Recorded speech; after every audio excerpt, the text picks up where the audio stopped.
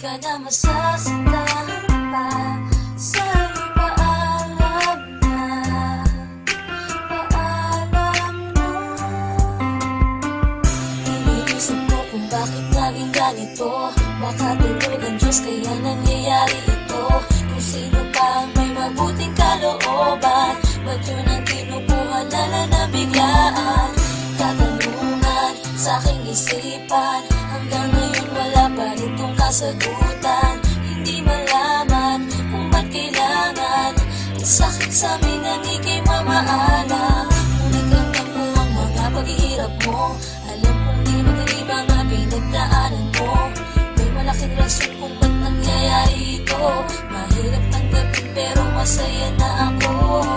Alam namin na ikaw na ay masaya. Kung nasan ka ngayon sana di ka na lumulungan. Alaala mo'y di mawawala pagkat sa puso namin ay nandiyan ka. Masaya ka na, hirap mo'y natapos na.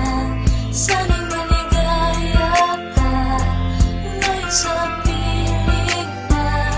Huwag kang mag-alala, di ka na masasaktan pa. Sa'yo'y paalam na, paalam na.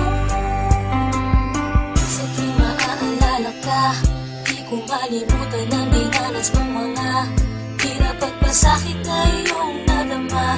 Hindi pa rin sumuko kahit alam namin na pagod ka na. Hindi mo na kaya,